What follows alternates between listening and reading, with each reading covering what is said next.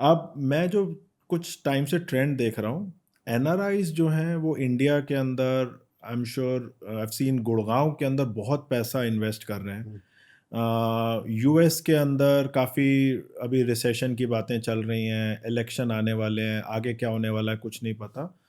तो I have seen people investing in Gurgaon market very heavily from Dubai, US, Canada, Australia, बहुत पैसा आ रहा है इस टाइम, सिंगापुर।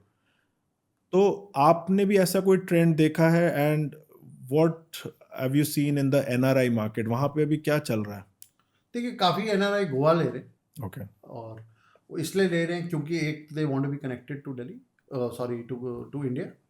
एंड इसलिए ले रहे हैं कि आरओआई अच्छी है। हम्म। जो one of the best holiday markets of the world is Hamptons. Okay. Hamptons is near New York, again a beachside. That gives ROI of 8 to 11%. Okay. And if you have the right product from the right builder at the right place, you can also earn similar okay. at much lesser cost hmm. in Goa.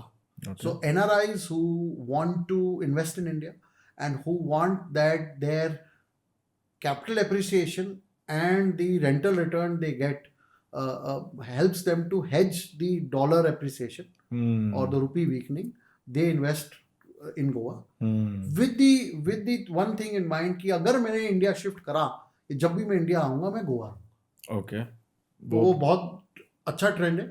We have a desk to take care of the taxes.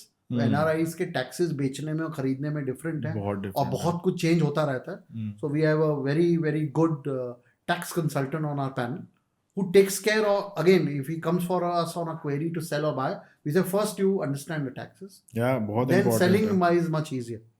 Okay. And what are you views about Gurgaon? Gurgaon market को आप कैसे देखते हो?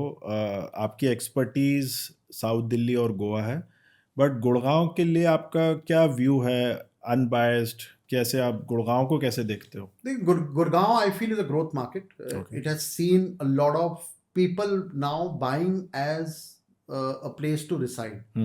Earlier, Gurgaon was more of an investor-driven market. Yeah. It is still investor-driven, but now many users have come who want to stay there, mostly from East Delhi, West Delhi, who are not able to buy South Delhi, not because they can't afford it, but because the structuring of deals is very different Yeah. in South Delhi. And the very fact that अगर आज आपको plot खरीदना है south Delhi में, तो hardly शायद 10 plot होंगे अगर आपका बजट 50 करोड़ भी है to buy. Still, you won't find anything. You won't find at least इस समय गुड़गांव में अवेलेबिलिटी तो है Yeah. Yeah. साउथ दिल्ली से ज्यादा। तो रियल यूजर्स आ रहे हैं खरीदने गुड़गांव। मग्नोलियाज, कमिलियाज, अब नया भी जो डेमिलियाज आया है, तो वो लोग जो है वो तो लोग हैं, वो that is for the ultra rich, but Gurgaon is now becoming a state in itself. हाँ, पहले क्या हो रहा था, दिल्ली वाले सारे इन्वेस्ट कर रहे थे गुड़गांव में एंड आप देखते थे अपार्टमेंट्स या प्लॉट्स खाली रहते थे। बट कोविड के बाद ऑल ऑफ अ सडन बहुत ज़्यादा लोग माइग्रेट करे हैं, maybe because of their job, maybe because of their they need a bigger house. अगर आप दिल्ली में 3 बेडरूम में रह रहे हो तो आपको गुड़गांव में 4 बेडरूम 5 बेडरूम मिल जाता है उतने ही पैसे के अंदर।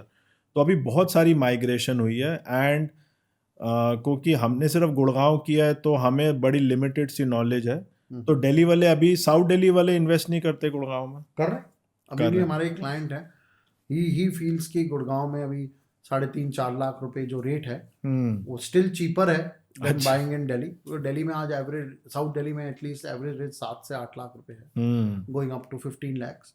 सो ही फील अगर मैं आज अच्छी लेन में, जो भी थोड़ा कम नॉलेज है, अशोका क्रिसेंट या शतूत मार्ग में मुझे 3.5-4 लाख में भी अगर कुछ मिल जाता है, it is good enough for investment. South Delhi वालों को चीप लगता है। हम लोग जो गुड़गांव के हैं, हमने कभी सोचा भी नहीं था कि ये प्राइसेस भी गुड़गांव में हिट करेंगे।